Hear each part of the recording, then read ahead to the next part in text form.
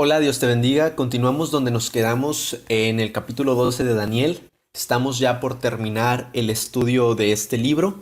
En la siguiente semana estaríamos viendo lo que es la primera parte de Apocalipsis. Y en el capítulo 12 del libro de Daniel comienza de la siguiente manera. En aquel tiempo se levantará Miguel. Hago una explicación.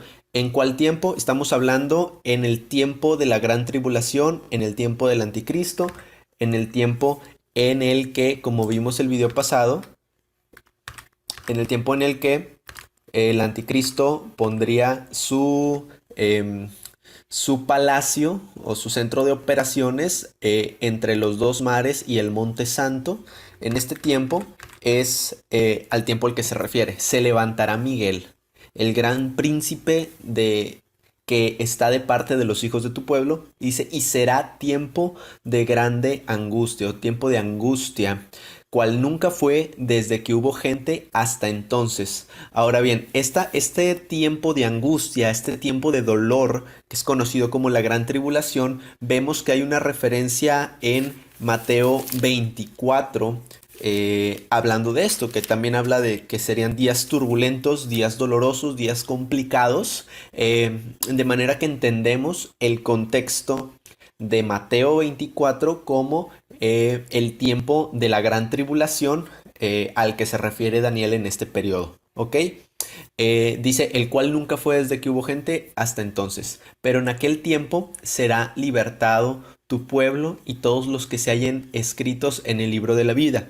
Subrayo, en aquel tiempo será libertado tu pueblo, porque recordemos que la gran tribulación es la última semana de las 70 semanas de Daniel. Es decir, Dios vuelve en su trato con Israel a cumplir las 70 semanas para liberar al pueblo de Israel de su oprobio, de su pecado, para expiar sus pecados, para cumplir los propósitos de la séptima, de la 70 semana de Daniel. Y en este periodo Dios volvería o retomaría el trato con Israel. Recordamos que la iglesia es arrebatada antes de la gran tribulación, y estos 7 años en el que aparece el anticristo, en el que es perseguido el pueblo judío, al final de estos 7 años Cristo vuelve corporalmente a la tierra y vuelve y vence al anticristo y vence el imperio que tenía, y de esta manera libra al pueblo de Israel. Dice, todos los que se hallen escritos en el libro de la vida. Es decir, no todo judío va a ser salvo, sino todos los judíos que hayan sobrevivido para este tiempo y que hayan creído al Mesías. Recordemos que en el tiempo de Antíoco Epífanes, algunos judíos sí adoraron a la imagen y otros no. En el tiempo de la gran tribulación va a ser similar. El anticristo va a demandar adoración para sí mismo, va a generar una profanación desoladora del templo. Algunos judíos sí le van a adorar y otros no. Bueno, esos no, esos que se rehúsan a adorarle, que se rehúsan a entregar sus vidas al anticristo, son los que al fin de los 7 años de la gran tribulación sean libertados, sean salvos. Se habla del remanente de Israel. Es por eso que en el capítulo 24 de Mateo se habla que uno será tomado y otro será dejado. O estarán dos en el campo, uno será tomado y otro será dejado. Es una referencia quizás a que no todo el pueblo de Israel va a ser salvo, sino que el pueblo de Israel va a ser salvo en su remanente, el remanente de esas personas, de esos judíos, de esos israelitas que permanecieron fieles a Dios, a Cristo, al Mesías. Ellos son los que van a tener salvación al final de los 7 años de la gran tribulación. Y ahora este proceso es precisamente para salvar a los judíos. Recordemos que el texto de Zacarías nos muestra a Cristo descendiendo sobre el monte de los olivos, y los judíos como nación ven sus heridas y le preguntan que dónde se las hicieron, y Cristo les responde que fue en casa de sus amigos. Y entonces ellos caen a conciencia que verdaderamente el Mesías era Cristo, el Mesías vino y le mataron y no le creyeron y no le conocieron, y entonces la nación de Israel se va a dar cuenta de sus pecados y se va a arrepentir y va a creer en el Mesías.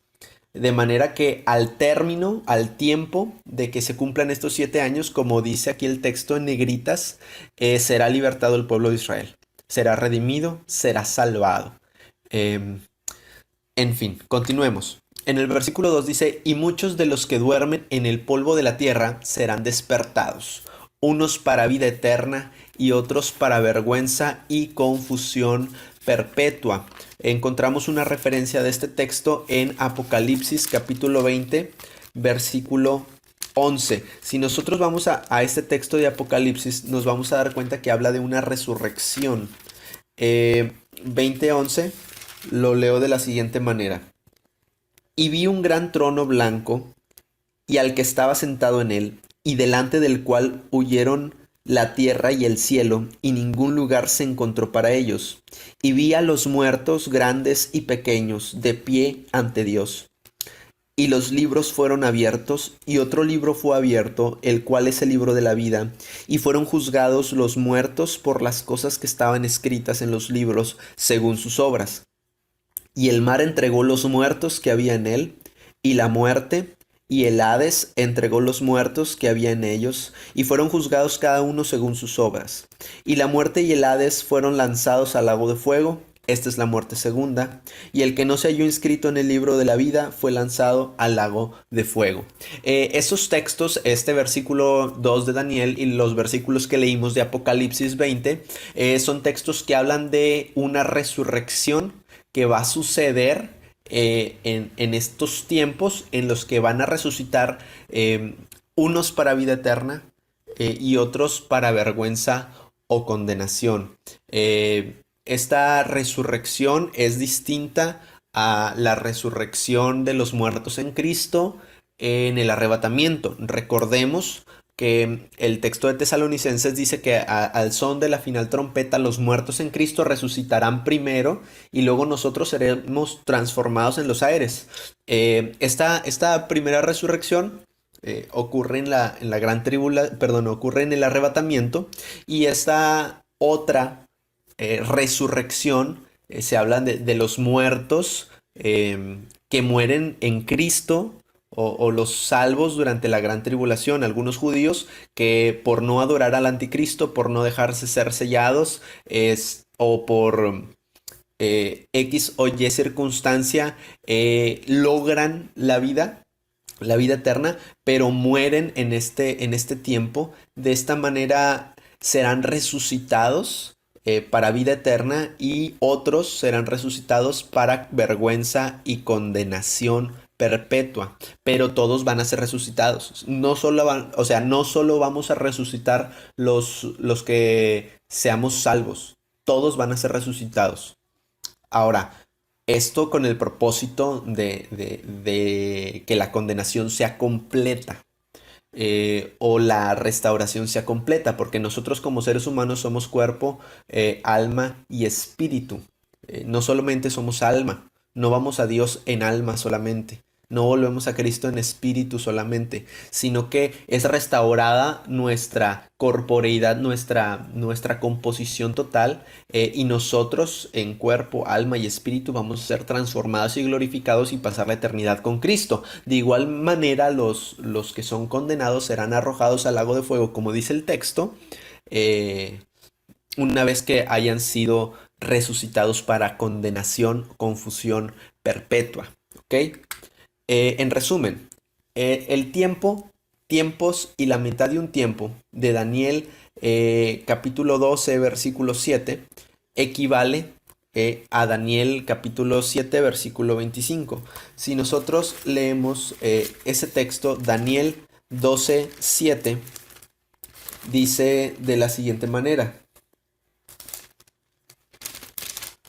Y oí al varón vestido de lino, que estaba sobre las aguas del río, el cual alzó su diestra y su siniestra al cielo, y juró por el que vive por los siglos, que será por un tiempo, tiempos y la mitad de un tiempo. Y cuando se acabe la dispersión del poder del pueblo santo, todas estas cosas serán cumplidas. ¿Ok? Este tiempo, tiempos y la mitad de un tiempo equivale a el año, 2 años y mitad de año de la segunda parte de los 3 años y medio, que viene siendo la mitad de la semana 70. Este tiempo, tiempos y mitad de un tiempo equivale a la mitad de la semana en Daniel 7:25. Y estos dos tiempos equivalen a Apocalipsis 12:14, donde habla de 1260 días, si mal no me equivoco. Y equivalen también a estos 42 meses que se mencionan en Apocalipsis 13:5. Las cuatro referencias hablan de lo mismo, hablan de la segunda mitad de la gran tribulación, que es donde duraría el oprobio el imperio del anticristo y la persecución al pueblo de los judíos. Solamente para no dejarlo pasar, leo Apocalipsis 13:5.